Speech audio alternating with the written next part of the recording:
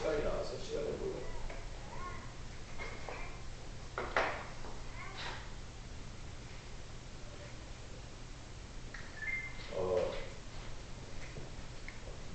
하지만 이 18장, 19장의 사건이 없었다면, 예수님의 고난과 예수님이 죽으심이 없었다면, 이 예수님의 비극이 없었다면 기독교는 존재할 수 없고 내 삶도 아무 의미가 없는 삶이 된다는 것 여러분도 잘 아실 것입니다. 때문에 어떤 부분에서는 이 가장 비극적인, 가장 어렵고 고통스럽고 심각한 이 내용이 18장, 19장의 이 사건이 바로 가장 위대한 또 승리의 축하의 그러한 사건인 것도 저희가 알 수 있습니다. 그래서 오늘부터 해서 18장, 19장 이렇게 살펴볼 것입니다. 예수님의 이 잡히신 사건, 또 고난받으시고 죽으시는 이 사건을 통해서 성도 여러분, 이 비극 가운데 여전히 하나님의 위대한 성공을, 또 하나님의 위대한 사역을 위대하신 철저한 실패 같은데 그 실패 같은 그런 내용 속에서 하나님의 위대함을 발견하실 수 있는, 또 하나님의 승리를 또 함께 체험하실 수 있는 여러분이 되시기를 주님의 간절히 축원합니다. 1절 한번 보세요. 예수님께서 이 말씀을 하시고 기도하셨잖아요. 그러고 나서 기도를 하시고 나서 제자들과 함께 기드론 시내 건너편으로 나가셨습니다. 그곳에 동산이 있는데 저희들과 함께 들어가십니다. 우리는 압니다. 이 동산이라고 표현된 이 부분이 겟세마네라는 것을 압니다. 그런데 지금 요한은 그 지명을 적고 있지 않습니다. 그리고 기드론이라는 그런 시내 이름을 적는데 그 시내 기드론이라는 그 말 자체가 메말랐다라고 하는 그런 뜻입니다. 그러면서 의도적으로 동산이라는 단어만 적고 있습니다. 오늘 이 부분에서 여러분들이 주목하실 것이 있습니다. 이 의도적으로 요한이 실제 이름을 생략해 보였고, 마태는 기록해요. 겟세마네다, 그다음에 해골이다 이런 것을 기록합니다. 그런데 요한은 거기에 집중하지 않습니다. 대신에 동산에 집중합니다. 그 동산에 집중하는 이유를 아시겠습니까? 예수님의 이 사역이 가장 중요한 사역입니다. 어떤 사역입니까? 구원을 위한 사역이거든요. 그러면 구원이 왜 벌어져야 합니까? 바로 죄 때문입니다. 그리고 그 죄의 시작이 어디였습니까? 에덴 동산이었습니다. 때문에 지금 이 요한이 그 사건을 비교하면서 의도적으로 다 빼버리고 그냥 동산이다, 가든이다 라고 하는 그 단어를 쓰면서 비교하고 있다는 것입니다. 그래서 아서 핑크라는 그런 목사님 신학자가 계시는데 그분께서 이 부분을 이렇게 설명하십니다. 에덴 동산은 즐거움의 장소였습니다. 그러나 겟세마네는 슬픔의 장소였다. 아담과 하와는 에덴 동산에서 사탄과 이야기하고 사탄과 교제했지만 예수님께서는 바로 앞에 우리는 알았죠. 하나님과 대화하셨다.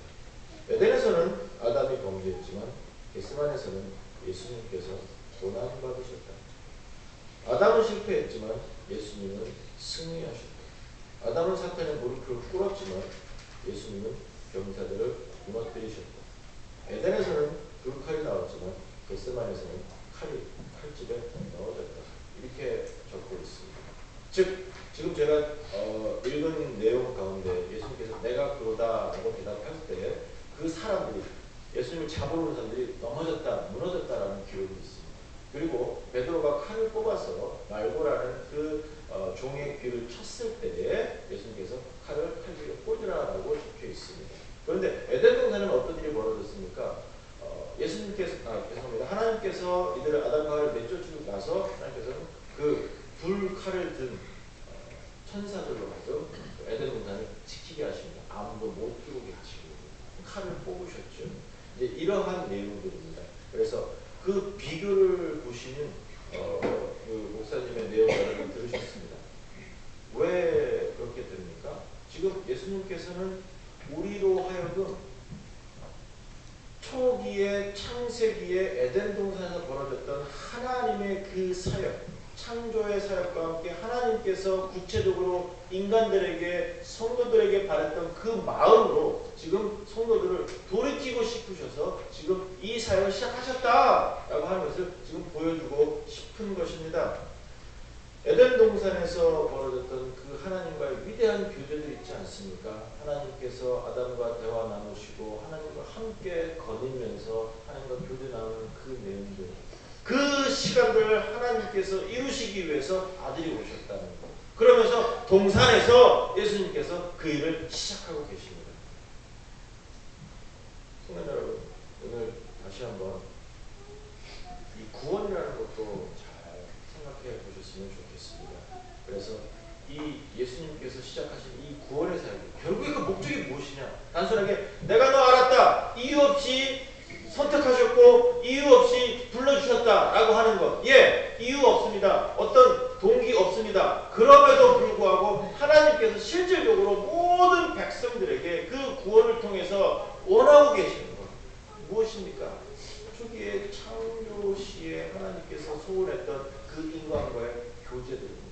하나님의 형상을 부어준 이유도 거기 있지 않습니까? 그러고 나서 그것이 부서졌습니다. 죽어버렸습니다. 그런데 다시 한번 회복시켜 주시어서 하나님이 우리들과 함께 교제 나누고 싶으셔서 대화 나누고 싶으셔서 함께하고 또 그 시간을 즐거워하시기 위해서 우리에게 구원을 베풀어 주셨습니다.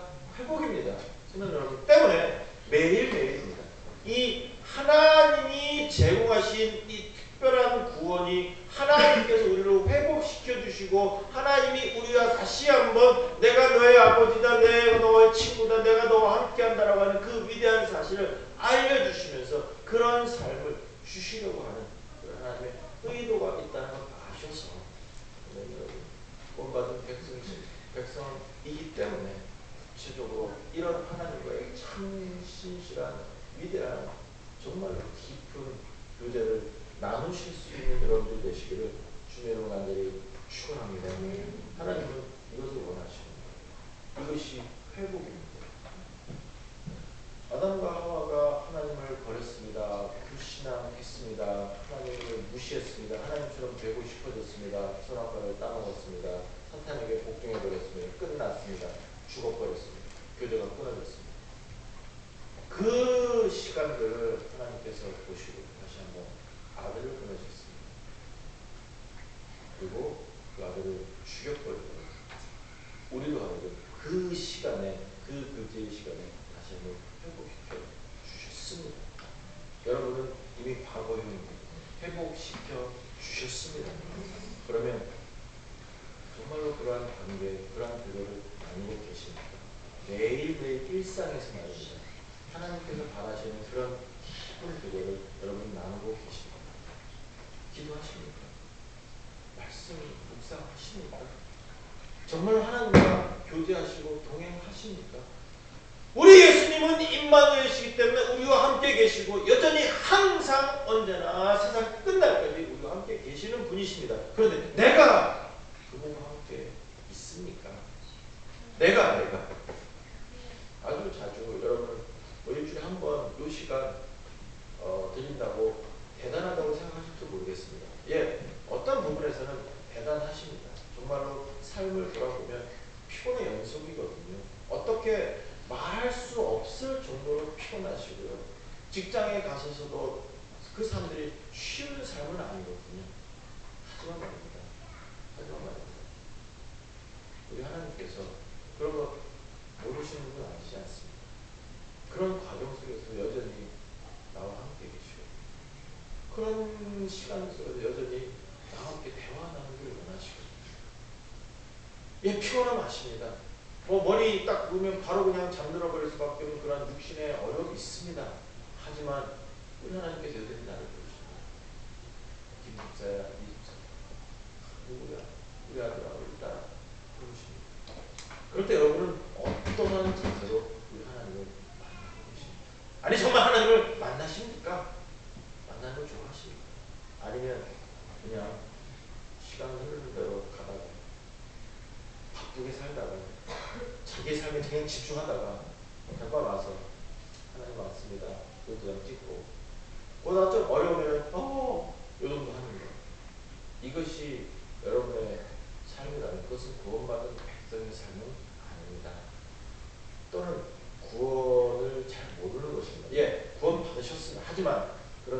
태도를 말씀을 드리는 것입니다. 성도 여러분, 하나님을 즐거워하셨으니 여러분 되시고 주의 완전히 주옵니다. 말씀 보세요. 기도하죠. 예, 무시를 하셔도 돼요. 그러나 또 정해놓고 하실 수 있지 않겠습니까? 하나님을 들으세요. 하나님을 취하세요.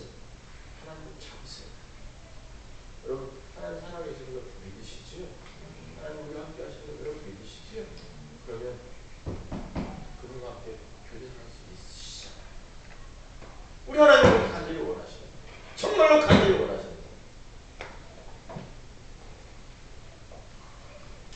아침에 눈 떠서 제일 먼저 뭐 하십니까? 아침에 눈 감을 때 제일 먼저 뭐 하십니까? 제일 나중에 제일 끝에 눈 감기 직전에 뭐 하십니까?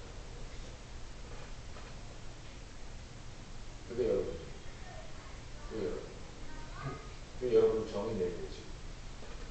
눈 떴을 때 누구를 생각하십니까? 눈 감을 때 무엇을 생각하십니까? 그게 여러분. 만약에 그 시간에 하나님이 계시지 않으시다면 예수 믿으세요. 이거는 2015년도 이거 아셨습니까? 말씀을 떠올리시고 하나님을 찾으시고 하나님 안에서 하나님 다른 거 하셔도 돼요. 뭐 입 닦고 뭐 샤워도 하고 뭐 이렇게 누워서 뭐 생각하고 내일 준비하고 예 하세요. 그러나 눕기 직전에 또는 누워서 머리를 붙이고 눈을 감고 주무시기 직전에 한 번 정도는 우리 하나님께 하나님 감사합니다 하실 수 있지 않겠습니까? 그 정도. 몇 초요? 1초, 2초요.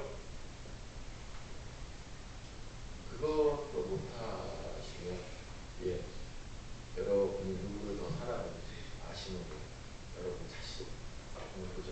여러분 직장을 더 사랑하시는 분, 여러분 자녀를 더 사랑하시는 하나님보다 돈을 더 사랑하시는 분, 주식을 더 사랑하시는 분 한번 보죠. 여러분 미래와 여러분의 어떤 다른 어떤 것을 더 사랑하시는 분, 아니면 하나님 사랑하시는 분. 그것이 여러분. 우리 하나님은 우리에게 그 동산의 에덴 동산의 창세기에서 베풀어진 그 창조의 그 시간을 원하셨습니다. 그러니까 여러분 그 시간을 같이 한번 우리 주셨잖아요.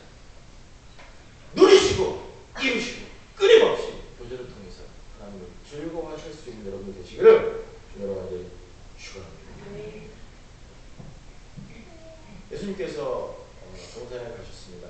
그리고 그것은 유다도 알았습니다. 그래서 유다가 군대들과 함께 예수님을 잡으러 왔습니다. 그래서 예수님께서 사도에 보시면 그 당할 일을 다 아셨습니다. 그리고 질문하십니다. 누구를 찾느냐? 누구를 원하는데? 라고 질문하셨습니다. 그때 사람들이 대답합니다. 나사렛 예수다. 그리고 유다도 함께 있다 이렇게 말씀하시죠. 근데 6절에서 예수님께서 그래요. 내가 그니라 할 때 그들이 땅에 엎드렸습니다. 앞에 말씀드린 것은 아담이 무릎 꿇었지만 에덴 동산에서는 겟세마네 동산에서는 예수님을 잡으러 오는 군사들과 사탄이 무릎 꿇었다라고 하는 그런 비유를 하는 것이 이 부분 때문입니다. 오늘 설교 제목처럼 내가 누구를 찾느냐? 대답은 간단해요. 톤에 따라서 다를 거예요. 자, 내가 누구를 찾느냐? 예, 예수님이요. 내가 누구를 찾느냐? 예수! 똑같이 예수님이에요. 또는 뭐, 나사렛 예수! 예, 정확하게 알고 있습니다. 예수님이 바라시는 예수님의 이름이기도 합니다. 그러나 이 사람들은 예수님을 잡으러 왔습니다. 예수님을 죽이기 위해서 모였습니다. 횃불을 들고 왔습니다. 몽둥이를 들고 왔습니다. 무기를 들고 왔습니다. 그리고 나서 예수님께서 질문하십니다. 누구를 찾으러 왔느냐? 나사렛 예수야! 라고 지금 확실하게 소리치면서 당당하게 예수님을 부르고 있습니다. 찾고 있습니다. 이 부분이 오늘 여러분 어떻게 오셨습니까? 여러분은 어떤 예수님을 오늘 찾으러 오셨습니까? 너희가 누구를 찾느냐? 이 폭도들에게 군대에게 예수님을 잡으러 온 사람에게 질문하신 이 예수님의 질문을 여러분 들어보시기 바랍니다. 너희가 누구를 찾으러 왔느냐? 뭐라고 대답하시겠습니까? 예, 예수님이요. 예, 나사렛 예수요. 예, 뭐 누구요? 뭐 할 수 있지요. 그런데 실제로 여러분 성경이 이야기하는 하나님의 아들 예수 그리스도를 찾고 계십니까? 내 죄를 위해서 모든 것 다 버리신 그분을 찾으십니까? 아니면 내 삶을 밀어주는 심부름 센터 직원을 찾고 있습니까? 아니면 택배 직원을 찾고 계십니까? 내가 원하는 것 배달해주는 어떤 사람, 또는 내가 원하는 것 이루어주는 그런 서비스 센터 사람, 떼인 돈 받아드립니다 하는 1800 그 사람, 1588 9000 그 사람입니까? 아니면 실제로 살아계셔서 역사하시고 이 땅에 주인 되시고 왕 되신 예수 그리스도, 어떤 분을 여러분 오늘 이 시간 찾고 계십니까? 끊임없이 질문하는 거예요. 끊임없이. 맨날 복 받아라 복 받아라. 이게 지금 문제가 아님에도 불구하고 거기에 집중하고 있는 거예요. 우리 예수님은 하나님이십니다. 우리 예수님은 나 때문에 모든 것 다 버리셨습니다. 우리 예수님은 그래서 결국에 십자가상에서 지극히 어려운 그런 비극적인 그런 장소에서 가장 실패적으로 볼 수밖에 없는 그 자리에서 내가 다 이룬다 승리를 선언하신 그분입니다. 나 때문에요. 그런데 내가 지금 내 거 안 들어주면 나는 교회 안 와요. 내 거 안 들어주면 나는 못 살아요. 하면서 정말로 자기를 돕는 그런 조력자처럼 내가 마구 부릴 수 있는 그런, 제가 어제 말씀을 드렸죠. 내가 기도 500원 했으니까 500원어치 내놓으세요. 자동 판매기 같은 그런 예수님을 찾지 않습니다. 내가 이만큼 했으니까 이렇게 주셔야 되잖아요. 아니 좀 하면서 함부로 하실 수 있는 분이 계십니까? 그렇게 가르치는 사람도 있어요. 뭐 하나님 보내 흔들어 이런 건방지 어디다 대고 지가 흔들면 어쩔 거예요. 나 흔들려도 그런 식으로 이야기하는 사람도 있어요. 천만의 말씀. 하나님, 우리 예수님 또 이미 다 주셨는데 목숨 버린 것 성경에서 끊임없이 나옵니다. 야, 누가 선한 목자냐? 자기 목숨 버려서 양 살리는 게 가장 선한 목자 아니겠느냐? 하면서 목숨 주셨잖아요. 피 흘리셨잖아요. 가장 고통스러운 방법으로 돌아가셨잖아요. 나 때문에 내가 그렇게 해야 되는데, 그런데도 끊임없이 다르고 주세요 합니다. 딱 거래를 해요. 내가 이만큼 했으니까 이렇게 해야죠. 안 해주면 안 갑니다. 밀당을 해요. 그러한 예수님을 찾으십니까? 아니면 실제로 나를 위해서 모든 걸 다 버리십니까? 아무것도 아닌 몸으로 이 땅에 오셔서 하나님입니다. 자기를 버리시고 아무것도 아닌 인간의 모습으로 오셔서 나 때문에 받으시고, 나 때문에 찢어주시고, 나 때문에 피 흘리시고, 나 때문에 정말로 수치스럽게 나무에 매달려서 십자가 매달려서 뚱푼대 매달려서 고통스럽게 시간을 보내시다가 돌아가신 그 예수님을 믿으실 겁니까? 그 예수님께 예배하실 겁니까? 아니면 내가 누구를 찾느냐? 나사렛 예수요! 나한테 빚쟁이요! 내가 기도했는데 안 들어줘요! 빨리 주세요! 이런 종류의 예수님 여러분 찾으시겠습니까? 어떠십니까?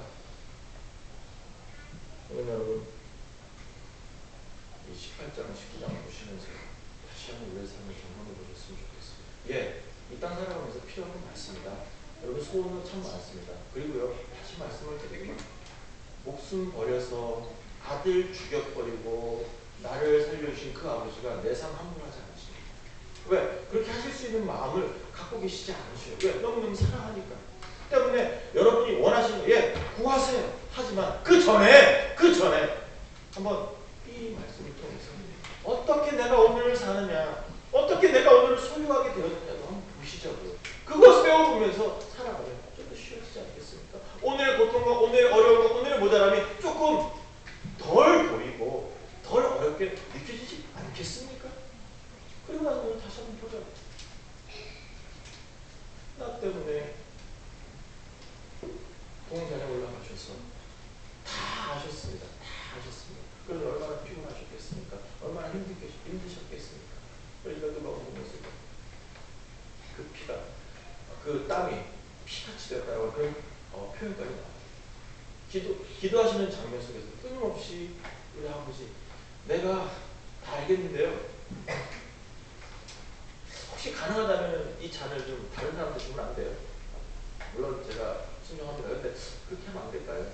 라고 하실 정도로 가끔 그 고통 하셨습니다. 그럼에도 불구하고 예, 아버지의 뜻대로 해주십시오 하고 순종하셨고 하셨습니다. 왜요? 나 때문에.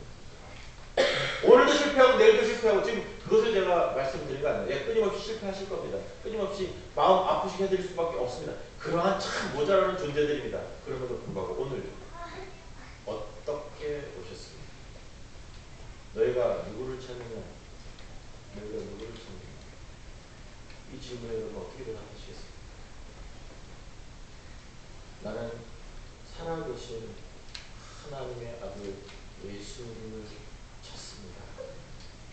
라고 참으로 위대하게 신앙으로 고백하실 수 있는 여러분들이 되시기를 주님의 이름으로 간절히 축원합니다. 끝으로요. 아직 안 끝났는데 기대입니다.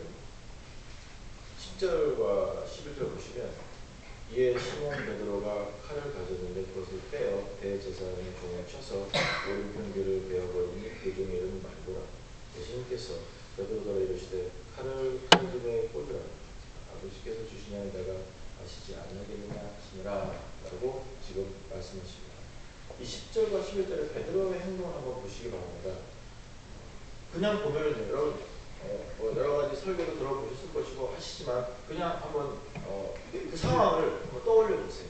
지금 엄청나게 많은 무리들이 몽둥이와 무기를 들고 횃불을 들고 막 웅성웅성하면서 따라옵니다. 그리고 나서는 야 나사렛에서 어디 있어? 나사렛에서 찾아야 돼! 하면서 지금 죽이려고 아주 험상궂은 정말로 공포스러운 그런 분위기로 지금 예수님을 찾고 삥 둘러섰습니다. 그리고 이따가 맞춥니다. 배신자의 극치죠. 그때입니다. 어둠 속에서 나머지 제자 다 도망갔죠. 돌을 튀어버렸습니다. 뭐 어떤 제자는 이제 기록에 보면 이제 그 옷도 놓고 말고벗은 제자로 도망갔다 이렇게 적혀 있어요. 그런데 베드로가 제가 갖고 있던 칼을 빼앗깁니다. 그리고 칼을 후드릅니다. 왜 후들었다고 내가 표현을 하냐면 아니 후들었으면 그래 좀 다른 데 치지 그래 귀를 베요. 귀를 물론 힘들겠지만 그리고 귀가 떨어지지도 않은 것 같아요. 칼을 쳤는데 귀를 예수님께서 땅바닥에 크게 갖고 꼭땅가운데 찾아갖고 붙였다 그런 말 없어요. 그냥 붙여주셨다 이런 표현만 나오거든요. 그래서 귀가 떨어지지도 않은 것 같아요. 그러니까 쳤는데 그 정도 쳤어요. 칼도 못 후두르는 사람이요. 하지만 후들었습니다. 대단하잖아요. 용감하잖아요. 예수님 때문에 그렇게 한 건데. 근데 어떻게 했어요? 야, 그게 하나님의 뜻 아니야. 칼로 집어넣어. 라고 예수님께서 말씀하십니다. 오늘 성도자 여러분, 이 부분을 통해서 다시 한번 하나님의 뜻을 발견하셨으면 좋겠습니다. 무슨 말이냐면, 내가 영광을 발휘하고, 내가 큰 일을 하고, 내가 정말로 신앙적으로 다른 사람들이 우와 할 정도로 그런 일을 했다 손 치더라도, 하나님의 사역과 하나님의 뜻을 거스르는 것일 수도 있다는 것입니다. 그것을 우리가 어떻게 합니까? 예. 결국에는 하나죠. 말씀으로 평가할 수밖에 없는 것이죠. 물론 결과로도 나타날 수 있지만 말이에요.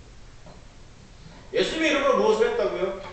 예수님의 이름으로 교회 안에서 성도들 안에서 무엇을 했다고요? 그러나 그것이 다 하나님의 뜻이 아니라는 것을 여러분 아셔야 한다는 것입니다. 하나님의 뜻은 하나님이 이루시는 겁니다. 다시 말씀드리겠습니다. 하나님의 뜻은 하나님께서 이루십니다. 여러분이 하실 수가 없습니다. 여러분은 사용받으십니다. 그런데 착각을 해요. 아 내가 이렇게 했다. 내가 이 정도 했다. 내가 대단하지 않느냐. 그러니까 예수님의 이름으로 엉뚱한 일을 하게 되거든요. 여러분 어떤 믿음과 확신이 있으십니다. 성경적으로도 여러분 아무리 봐도 이건 이단의 내용이 아니라 이건 하나님의 뜻 맞다고 생각하십니다. 그럼에도 불구하고 만약에 일이 막힙니다. 또는 다른 방법밖에 없습니다. 다른 방법이라면 불법과 편법과 타협입니다. 그러면 이것은 하나님의 뜻 아닙니다. 아시겠습니까? 예, 다 맞춰봤어요. 그런데 철저히 성경적입니다. 그리고 온 성도가 동의합니다. 그리고 이것이 하나님의 뜻 맞는 거 확신합니다. 어떤 사람은 막 들었습니다. 말씀을 확실하게 확신합니다. 그럼에도 불구하고 뭐 공무원들이 안 된다고 그러고 구청에서 안 된다고 그러고 시청에서 안 된다고 그러고 그래서 돌아가는 방법밖에 없어요. 돈도 좀 찔러줘야 되고 높은 사람 만나야 되고 그러면 그것은 하나님의 뜻이 아닙니다. 또는 하나님의 때가 아닙니다. 돌아가는 것 없습니다. 우리 하나님께서는 절대로 범법하지 않으십니다. 잊지 마세요. 불법과 편법은 하나님의 뜻 아닙니다. 제가 오늘 한번 말씀을 드렸죠. 이제 미국에서는 비자 그러면 스테러스가 굉장히 중요하다. 그런데 온갖 방법을 다 동원해서 영주권을 받았습니다.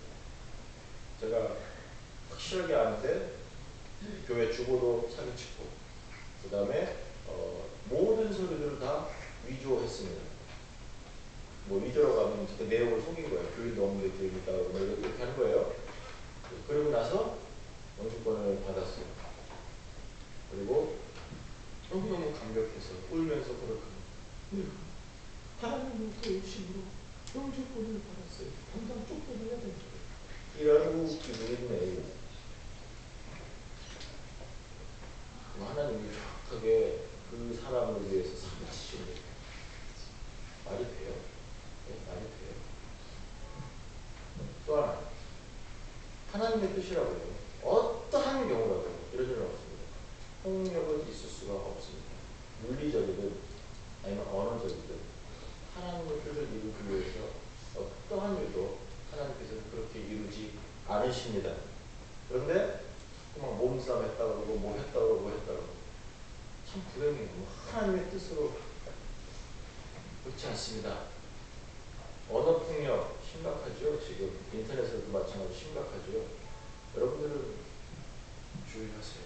오히려 컴퓨터 못 쓰시는 분들에게 참 하나님의 은혜가 있을지어다. 우리는 꽤 많거든요. 안 쓰시고 못 쓰시는 분들. 어떤 분은 컴퓨터가 완전 망가졌다 그러고 어떤 분은 컴퓨터 컴퓨터도 주의 은혜가 있을지어다. 근데 그 안에서 벌어지는 나쁜 일이어서 참여하지 마세요. 또 언어로 혼담을 하거나 다른 일들 여러분 참여하지 마세요. 또 입에 대놓고 또는 얼굴에 면전해서 그런 말씀 함부로 하지 마세요. 육체적인 것도 더 마찬가지예요. 지금 예수님께서 왜 칼을 칼집에 넣으라고 했어요? 1차적으로 폭력입니다. 그래서 마태복음에서는 너 칼 쓰면 칼로 망해! 집어넣어! 라고 말씀하셨거든요. 지금 이 부분에서는 야 아버지의 뜻이 내가 잡히는 거야! 가만히 있어줘! 이거거든요. 때문에 여러분 이 하나님의 뜻과 하나님의 마음을 바로 배우셨어요. 내가 무엇을 하겠다라고 하는 그 마음을 일단 제거해 주시기 바랍니다. 하나님이 이루시면 쉬워요. 하나님이 나를 사용하시면 너무 쉽습니다. 그런데 내가 무엇을 하려고 하면 그것은 불가능합니다. 때문에 자꾸 다른 생각하게 되고 다르게 하게 되고 성경의 원리를 좋지 않고 다른 모습을 생각하게 되어 있어요. 안 되니까. 여러분 하나님의 뜻을 수행하는 것이 성도의 사명 맞습니다. 하지만 행사를 하면서 뭐 헌금 때문에 뭐 집회해야 되고 뭐 돈 모자라서 집중돼서 해야 되고 이러한 일을 하면 이거는 망가지는 거예요. 교회가 망가지고 인생이 망가지고. 근데 여러분도 마찬가지. 하나님의 이름으로 괜히 정의롭다고 말을 만드시고 함부로 하는 것, 또 편을 만들고 어떤 다른 일들, 그러니까 바람직하지 않은 일들, 제가 구체적인 표현을 쓰지는 않습니다. 뭘 말씀드리면 다 아실 겁니다. 그것은 하나님의 마음과 하나님의 사역 아닙니다. 하나님의 사역을 다시 말씀드리겠습니다. 하나님께서 해주시고 언제나 물 흐르듯이 흐르는 것이고 언제나 평화롭습니다. 언제나 정의만 있습니다. 이것은 하나님이 원하시는 방법입니다. 성경 전체를 보셔야 돼요. 하나님께서 어떻게 사역하십니까? 때문에 오늘 여러분 예수님께서 잡히셨습니다. 이제 고난과 죽으심을 시작하고 즉 구원의 위대한 사역을 지금 시작하고 계십니다. 그런데 힘이 듭니다. 어렵습니다. 그러나 나 때문에 시작하셨습니다. 이 예수님 보시면서 오늘도 배우고 끊임없이 하나님을 배우시고 예수님의 마음을 배우시고 끊임없이 성도됨과 구원받은 백성됨을 누리시고 이루시고 선포하실 수 있는 성도님들 되시기를 주님의 이름으로 간절히 축원합니다. 기도하시겠습니다. 자비하신 하나님 주님 감사합니다. 주님 앞에서 하나님께서